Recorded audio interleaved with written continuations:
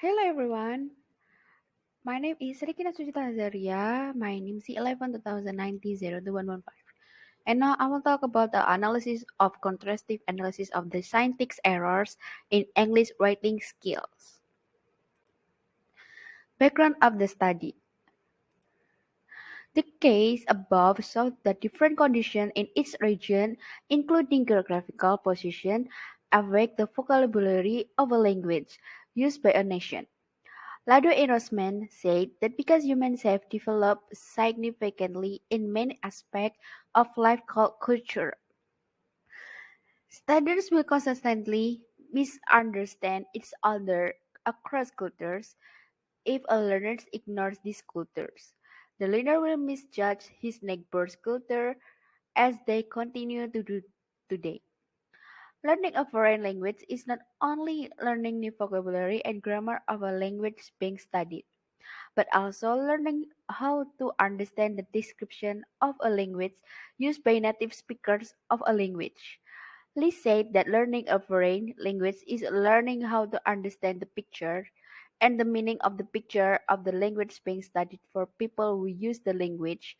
When a speaker of a reader has understood this description of the language he is learning, it is an easy way to use and understand the language because he has a sense of the language and connection with people from a different cultures. Learners' performance in a second language is influenced by the language or language that they already know.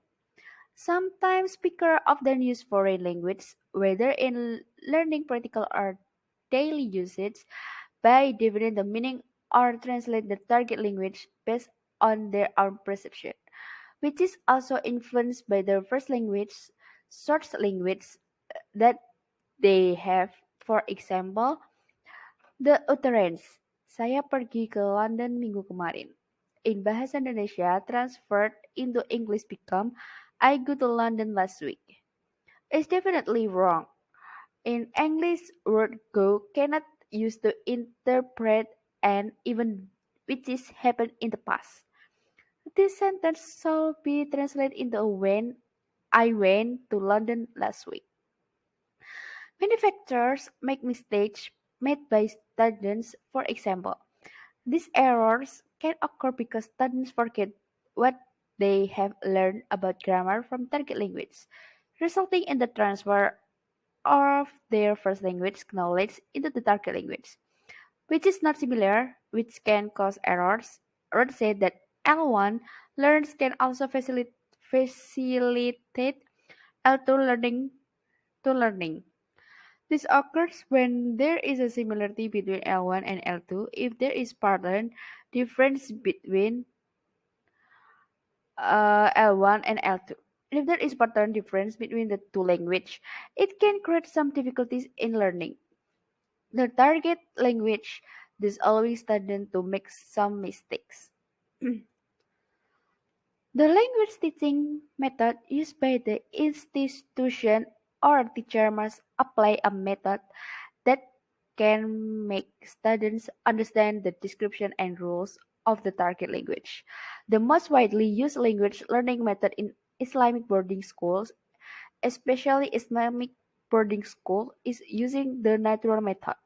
Namely, students must use fluctuating English or Arabic every week, and students also get two new vocabulary every morning except Saturday and Sunday. There is no obligation to speak grammatically correct. They just need to speak in English or Arabic. This is a problem in language learning in Islamic boarding schools that the impact of the target language TL is often ignored by students who study TL. Students are used to transferring L1 to L2. Students transfer language could be positive transfer, facilitation, or negative transfer, or errors. In the case of L2, however, the notion of unlearning made little sense, as learners clearly didn't need to forget their L1 in order to acquire L2, although in some cases loss of a native language might take place eventually.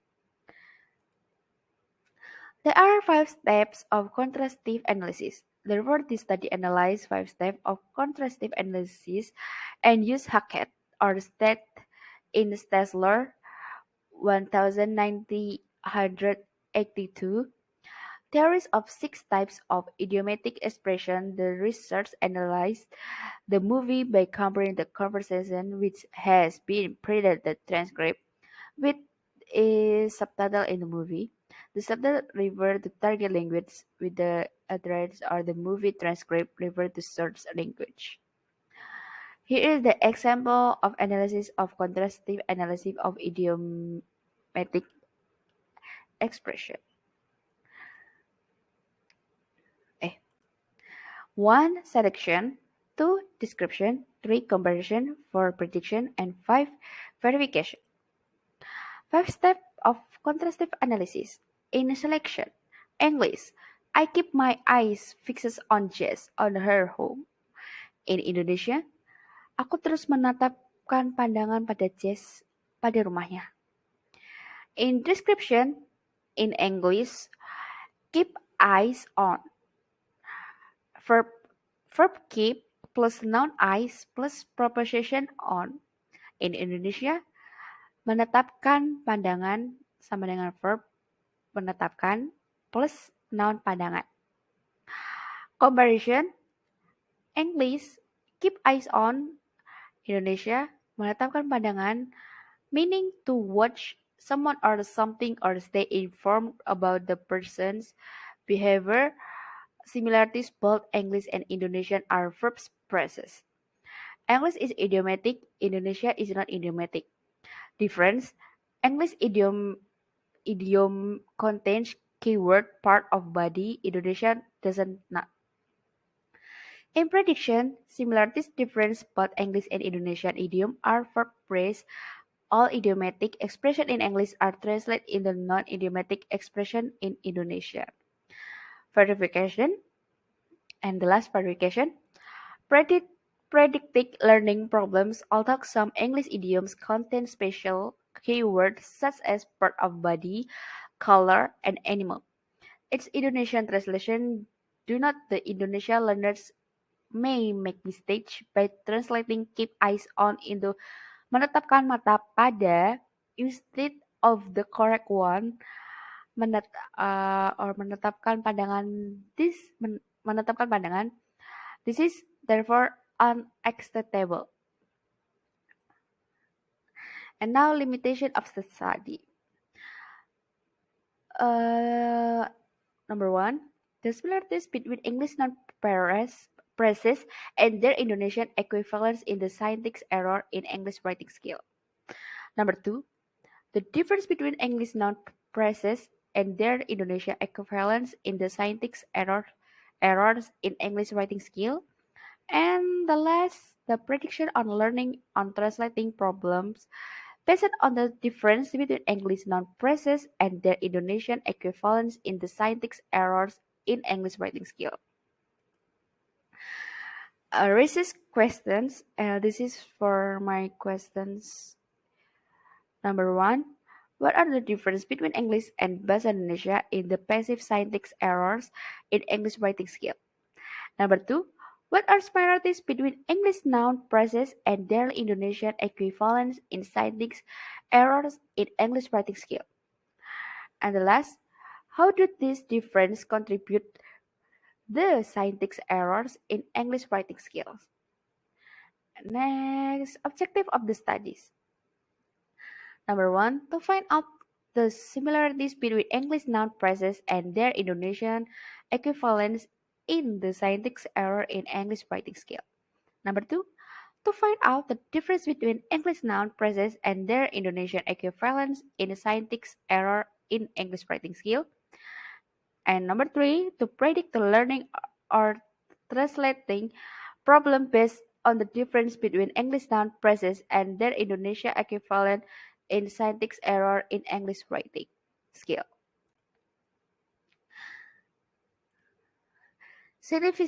Significance of the study. The author hopes that this research can help readers who are interested in the contrastive analysis of dual language, English and Indonesia, which focus on changing verbs from active sentence to passive sentence in both language. Because this study also focus on mistake made in a wording. This linguistic contrastive analysis study aims to determine the problematic difference in the two passive sentence structures that may be done by studied in writing English.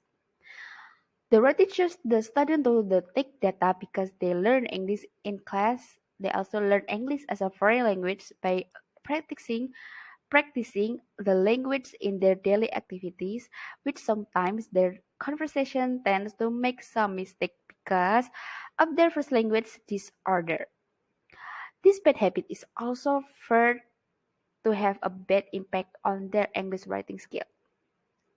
This research can help students in the teaching English to find out where the errors are in writing. This research is expected to provide information to other research in the future about contrastive analysis. And now this is for my presentation. So thank you for watching and bye bye.